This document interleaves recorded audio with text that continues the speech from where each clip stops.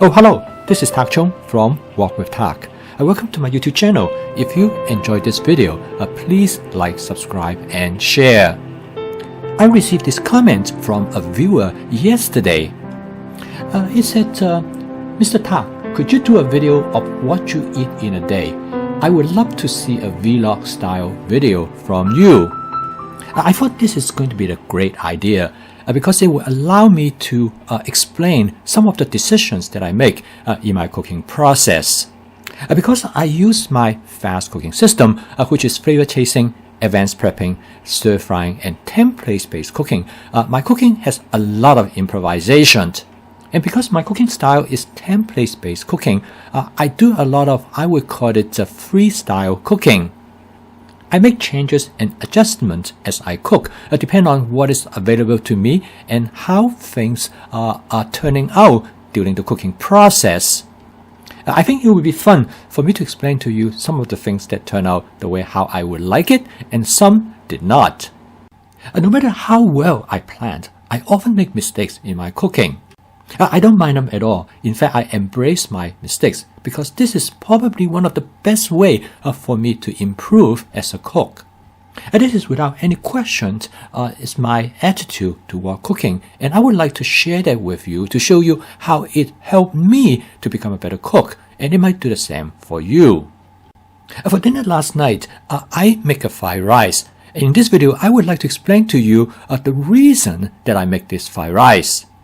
And you probably would laugh at me because the primary reason I make this fried rice is because I have some scallions that are ready to go south.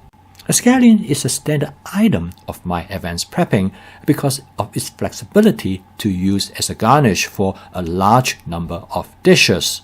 However, scallion has very poor shelf life. Once you cut it up, it probably will not last more than 4 to 5 days. If you don't use up your scallion by the end of the week, they will start to look somewhat weepy, which is my term that for that they are not looking very good. Looks like they start to cry. This is a time that you know you better get rid of it quickly because otherwise it might end up in your compost. Now, they turned out that a slightly out of date scallions is perfect for fried rice. So the stage is set because I already have some cooked rice in the refrigerator. And like in most kitchens, I always have some eggs on hand. And the last item that I choose to put in the fried rice is just something that I just feel like to have. I love sweet corn, and I know I have some frozen sweet corn in the freezer. I love making fried rice. I don't know why, but there's something very satisfying in making fried rice. I think probably one of the things that most satisfying to me is that making fried rice is very efficient, it is very fast, and it usually takes less than 10 minutes.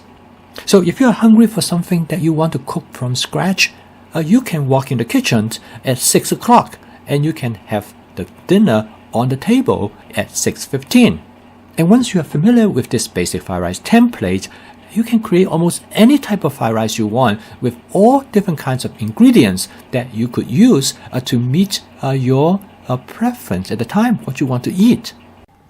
So let's get in the kitchen. I'm going to show you how I cook this, what I call everyday fried rice, which is simple, straightforward, and fast.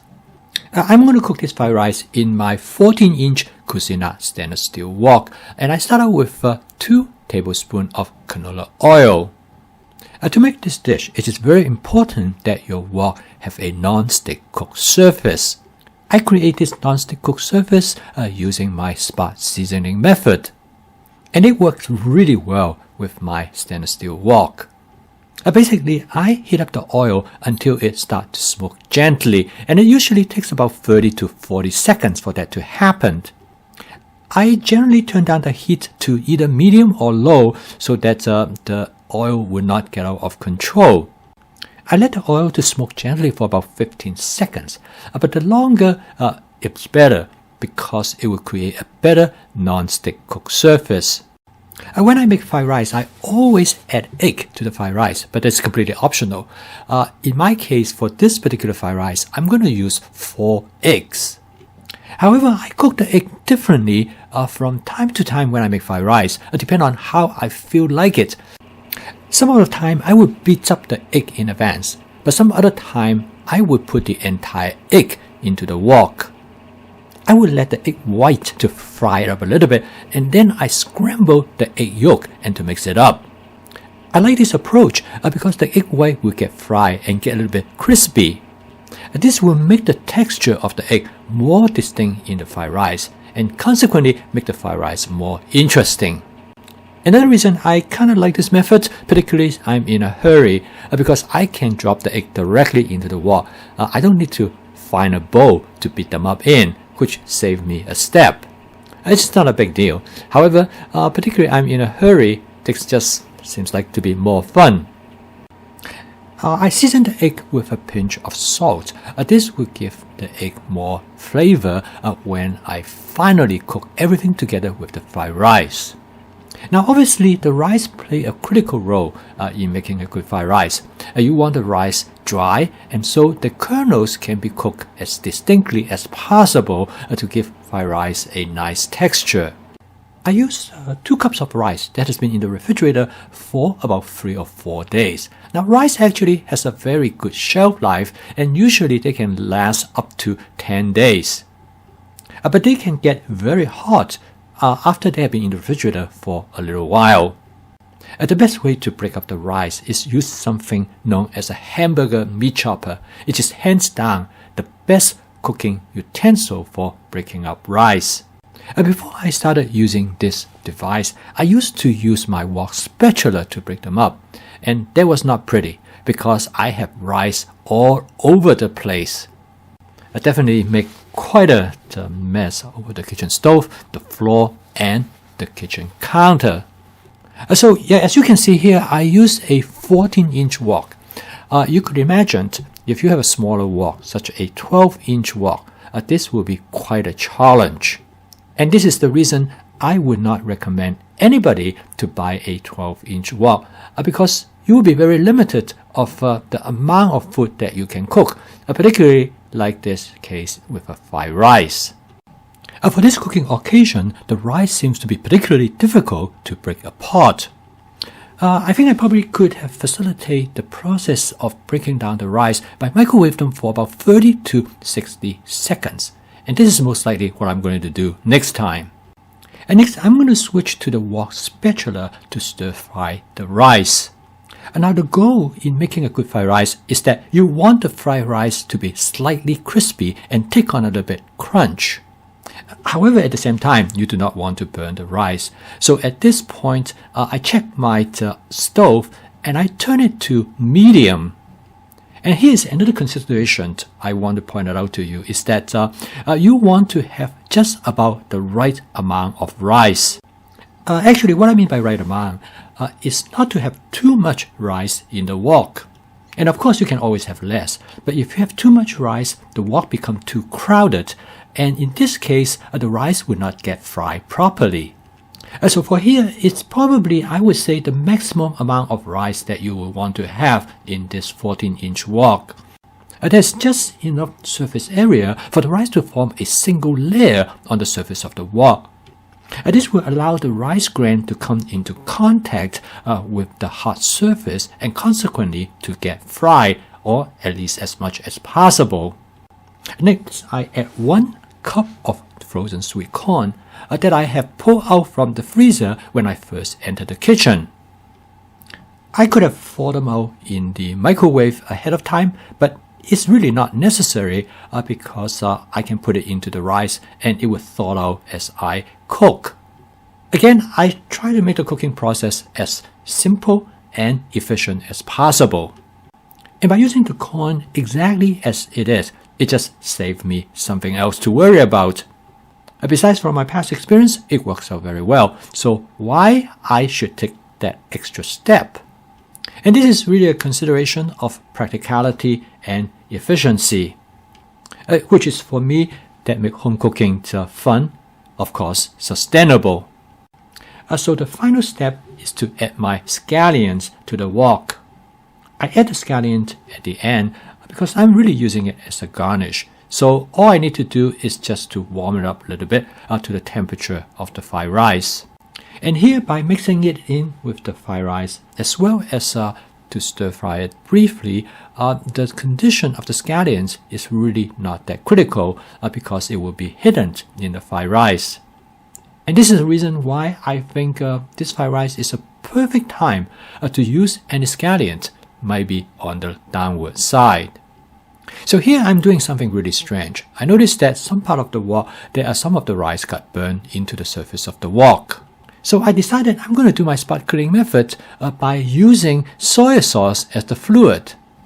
The basic idea is that the soy sauce will turn into steam and it will be a way to dissolve this burnt material, and my wok spatula is able to scrape them off. But it turned out that it did not work. Because whatever ingredients that are present in the soy sauce actually start to stick and burn to the surface of the wok. So that was a bonehead idea. Well, at least the soy sauce has contributed to the flavor of the fried rice. So now for me to do another taste test to make adjustment to the final flavor of this stir-fry dish. Actually, it is not bad at all. And the only thing I thought I could do is to enhance the umami flavor of the dish. So I decided I'm going to add just a tiny touch of oyster sauce. And then followed by a smidgen of hoisin sauce.